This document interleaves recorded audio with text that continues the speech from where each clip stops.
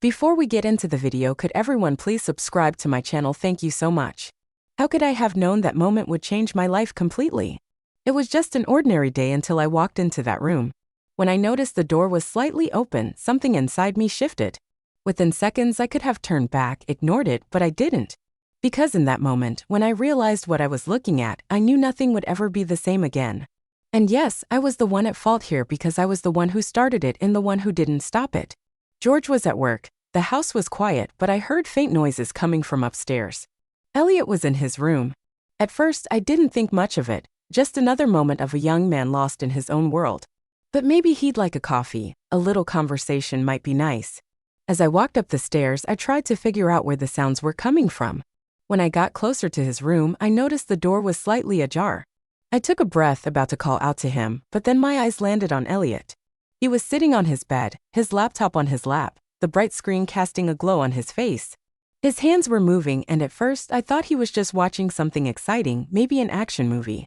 But as I took one more step, changing my angle, I felt my blood drain from my face.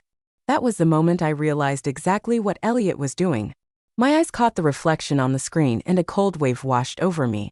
I hadn't expected this. I hadn't wanted to see this.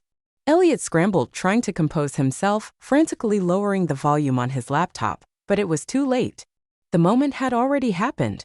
When our eyes met, his face turned bright red, the shame in his eyes undeniable. I'm sorry, he stammered, looking away. I felt frozen in place. The door. I started, but I had no idea what I was even trying to say. A strange warmth spread through me. I was embarrassed, yes, but my mind was also racing with thoughts I couldn't quite grasp. I quickly stepped out of the room, my heart pounding against my chest. I pressed my hands to my face, trying to steady my breath. What the hell was that? I whispered to myself. What had I just done? Why had I been so careless? But was I the only one at fault here? Stop it, Darlene, I told myself sternly. But the chaos inside me was triggered by more than just what I had seen. Elliot was 23 now, he wasn't a kid anymore. But I was also 47, a woman who had experienced her fair share of shame in life. I had never been in a situation like this before, but I knew exactly what shame felt like. I stood frozen in the hallway, my heart still racing. I ran my fingers through my hair, trying to pull myself together when Elliot appeared at the doorway. He adjusted the collar of his shirt, cleared his throat, and kept his eyes averted. Darlene, I'm sorry. I thought I had closed the door, he said, his voice unsure but sincere. I quickly shook my head, looking away. No, actually, I should be the one apologizing. I should have knocked. For coming in, I said hurriedly, not really knowing what else to say. Silence. But this wasn't just any silence. We had lived in the same house for years, but this was the first time we had ever looked at each other like this. The first time there was this kind of tension between us. I should head downstairs and start preparing something for dinner, I said quickly, turning toward the stairs.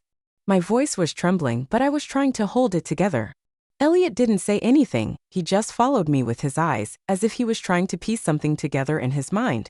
Before the big things started happening between Elliot and me, don't forget to subscribe to my channel, turn on notifications, and listen to this story until the end. I promise you everything is going to get really exciting. Until that evening, we didn't say a word to each other, no texts, no eye contact, not even small talk. But that silence whispered that things would never be the same again. At dinner, we sat at the same table, but we couldn't look at each other. The only sound was the clinking of silverware against our plates. We needed to talk to ease the tension, we both knew it, but how? That night passed, then the next day, and the one after that. Everything seemed normal, but nothing really was. Our silence only made the invisible tension between us grow even stronger. Then one afternoon, Elliot sat down next to me. I could see the hesitation in his eyes, but it was clear he wanted to fix things. Darlene, about the other day, I'm really embarrassed. I'm sorry. I didn't want things to be this way. Please, I don't want this to ruin things between us, he said, his voice nervous but sincere. I took a deep breath. No matter how strange and unexpected this was, I needed to put him at ease. I smiled, shrugged slightly, and said, Oh, Elliot, believe me, I've had my fair share of embarrassing moments over the years. Then I shared a few of those moments with him. His smile relaxed a little and he nodded, his embarrassment fading slightly. At that moment, it seemed like the tension between us had lifted, but deep down, I knew nothing had truly passed. Even though everything seemed to be getting better, this conversation had completely erased the boundaries between us, and I could feel it. Things were about to go much, much further. Elliot let out a small chuckle, lowering his gaze to the table. "I guess we even now," he said quietly. I frowned slightly and turned to him. "What do you mean?" I asked, curiosity creeping into my voice. For a second, his expression shifted, like he had just realized he had said something he couldn't take back. He rubbed the back of his neck, hesitating for a moment, but he had already started, and now he had no choice but to continue. He took a deep breath, then looked away as he muttered, "I've seen you the same way, you just didn't know about it." It felt like electricity had shot through my body. I froze for a moment. "What?" I whispered as the weight of his words pressed down on me. Elliot's face was flushed, but he kept going. "I never told you because I was too embarrassed, but I never forgot about it. Actually, it was my little secret, something I couldn't get out of my head." My heart was pounding wildly. A strange warmth spread through me, that foreign sensation that told me something had changed. Elliot's words weren't just a confession, they shattered every last boundary between us. I looked at him, and he was looking at me too. By now we both knew this wasn't just an ordinary conversation. The air in the room had thickened. Everything had shifted. From that day on, everything changed. There had always been a distance between us before, that invisible boundary that kept us apart. But now it felt like that boundary had completely vanished. Without even realizing it, I had started spending so much more time with Elliot, small moments, seemingly insignificant conversations, but in reality, each one only fueled the tension between us. Now we even sat and watched movies together. Before, we would always keep our distance, but now there was an unspoken pull between us, something we both felt but never acknowledged. Sometimes, when Elliot rested his arm on the couch, when my hand brushed against his leg, or when our laughter intertwined, I felt something strange inside me, but I tried not to think about it. One night, I couldn't sleep. I kept tossing and turning in bed, but the restlessness inside me wouldn't let me be. There was only one thing on my mind: this couldn't go on. I needed to set a boundary. If he had feelings for me, I had to say it outright and put a stop to it. With that thought, I got out of bed. My heart was pounding like crazy, but my feet had already taken me to Elliot's room. His door was slightly open, and the dim light inside faintly illuminated the room. As I stepped inside, I saw him. He was sleeping. But at that moment, my eyes weren't on him. They were fixed on something else, something big. My breath caught, and my body froze for a moment. Seeing him like that sent a storm raging inside me. I shouldn't have seen it. I should have turned around immediately, but I didn't.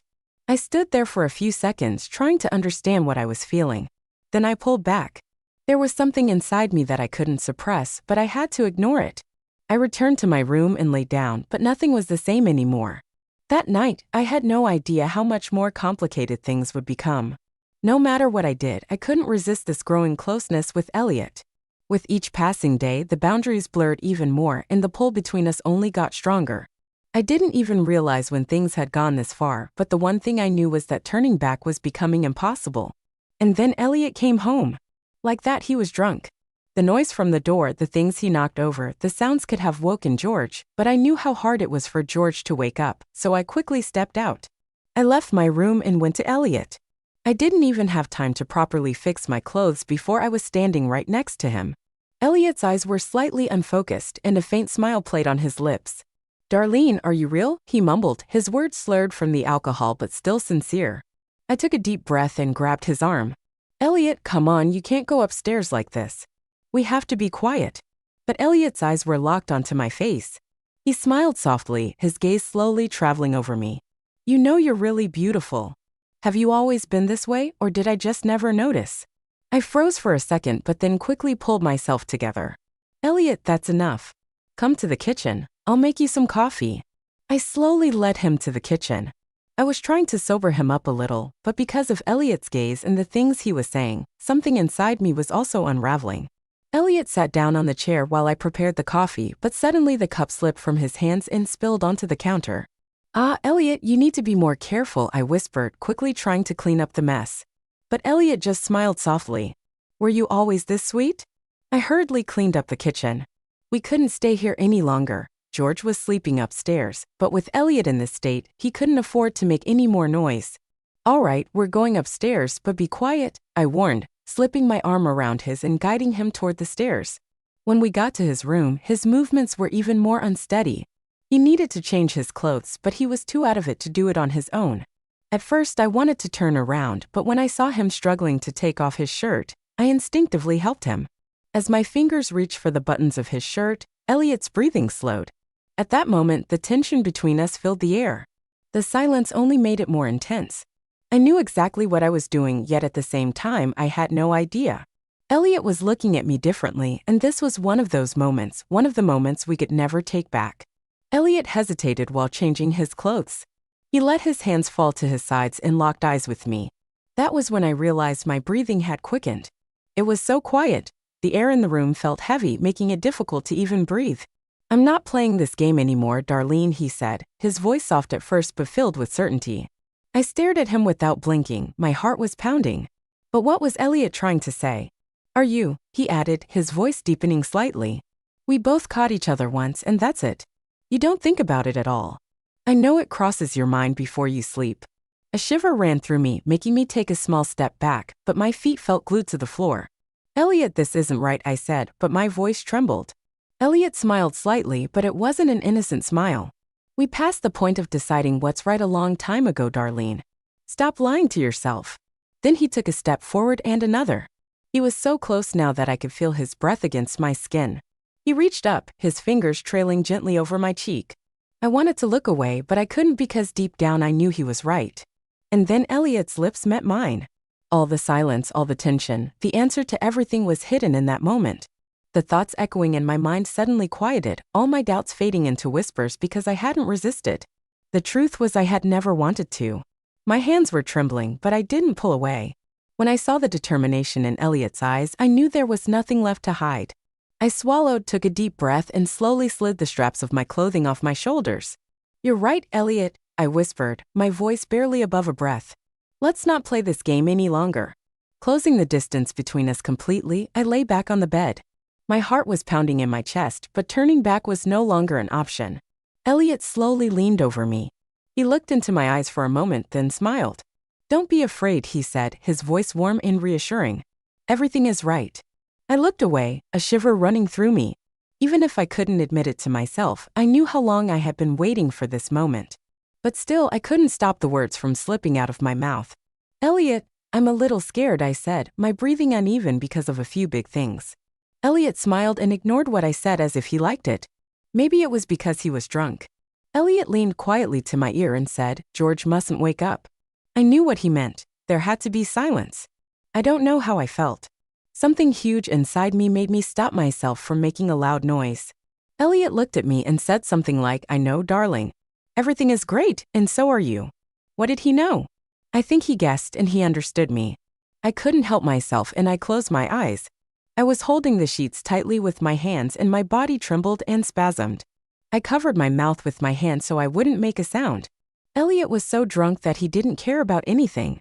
In fact, even this was affecting me a lot. The excitement of the event combined with everything else and the irresistible feeling of something big. Elliot was drunk, tired, and out of breath. I said, "Elliot, you're red, and we have to hurry." Elliot said, "Okay," but he kept going the same way, more and more. I had another contraction and I didn't care about anything anymore. I wasn't even myself anymore. I closed my eyes and said, "Whatever you want, Elliot. Whatever you want." Elliot must have liked it because he let himself go. He let go completely, and that was too much. The heat inside me was too much. I quickly laid Elliot down in his bed and covered him up. Then I locked his bedroom door. I wanted to take a quiet shower and complete. I had no idea what was going to happen next. What had just happened? I thought about it in the shower, but at the same time, I felt nervous, uneasy, and yet by the time I stepped out, my mind felt clearer. Weirdly enough, I actually felt calm. I couldn't even be mad at myself because my body felt just as relaxed as my mind. I got dressed in silence, walked to my bed, and went to sleep as if nothing had happened. But the truth is, this was just a moment of excitement, a rush of reckless desire. But nothing was ever that simple, and this wasn't going to stay simple either. It didn't stop here, it couldn't. Bigger things happened, more intense things, and in the end, George was going to find out everything. This story isn't over yet. Make sure to follow and subscribe so you don't miss what happens next. Turn on notifications and leave a comment. It helps you stay one step ahead for these stories. Your support means everything, and if you've made it this far, thank you for listening.